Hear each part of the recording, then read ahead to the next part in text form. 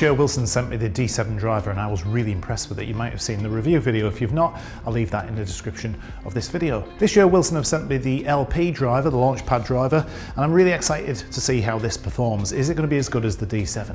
Now the driver that they've sent me, the specification doesn't necessarily suit me, maybe a little bit too much loft. The shaft is just a little bit too soft as well. But I want to draw two conclusions from this video. I want to find out who this driver is aimed at, what's the ball flight characteristics like, and if it does hinder my performance through not really suiting me, how much is it actually hindering me? Now this driver doesn't have any adjustability at the neck, it doesn't have any movable weights in the sole either, so fitting options are fairly limited. But that doesn't mean that you can't find a driver in this range to suit you. Again, going to a fitter is going to be able to tell you whether they can fit you for this particular driver. And the advantage of not having all the bells and whistles on this club is it will usually be that little bit cheaper. And just first impressions looking at the driver, it doesn't really appear as though you're sacrificing any quality for that cheaper price. It does have some technology in it that's been around for some time. We do have a weight unit or a weight pad in the heel of the club, which should help close the club face just that little bit to help you stop your slice. The club does sit quite closed as well, so the club face is actually pointing to the left of where the top leading edge is aimed. Again, that's something that's going to benefit somebody that struggles with hitting the ball from left to right. Shaft wise, we've got a UST helium shaft, extremely high quality shaft. It says extreme stability, so I'm assuming that means on off-center hits there's maybe a little bit less twist in the shaft, and we're looking at 46 grams of weight, so very, very light. And as a general rule, if the club is a little bit lighter, you should be able to swing it a little bit quicker. With this driver not being fitted for me, I would expect to maybe lose a little bit of performance, lose a little bit of distance, potentially losing a little bit of accuracy as well. Now, if I can get a driver that's kind of fitted and suiting me to around about the 290 mark total, I'm really quite happy. It'd be interesting to see how close this Wilson driver that doesn't or shouldn't really suit me gets to that total. Right, shot number one.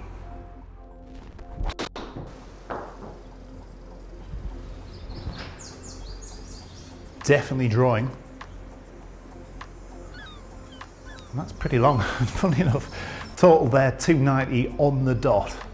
So I'd be really happy with that. It was struck really well. Very, very happy with that. Nice flight. Nothing wrong with it. Right, okay, shot number two. I'm going to kind of hit 5 balls with this club because that's going to give me enough data really.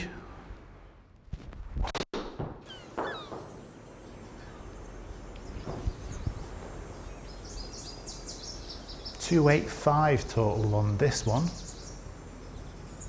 Yeah, maybe just a little bit higher than what I would normally expect from a driver that was, again, fitted for me. Spin rate, sort of kind of in the high 2000s, so that's maybe a little bit higher than what I would expect, but hasn't really sacrificed too much distance. Shot number 3. A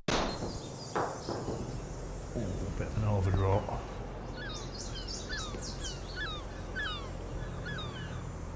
Losing a little bit of yardage with that because it didn't strike that great. Spin rate was pretty high, 3,500 revs nearabouts, thereabouts, so that's not great. To be fair, that was a little bit more to do with me. That was a little bit out the heel. Club face was a little bit shut. Total distance on that 279, so again, maybe losing 10 yards, it's nothing dramatic. Shot number 4.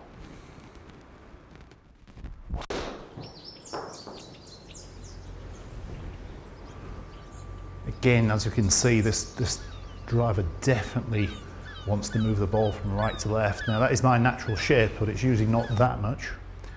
277 on that one, so dropping off a little bit of distance from what I would normally expect. I didn't strike that badly, that was pretty much in the centre of the face as well. Right, last shot with the Wilson Launchpad driver. Currently 283 total I'm averaging, which is only 7 yards behind a driver that would be, or would regard as being a little bit more suited to me, so it's not performing too badly this.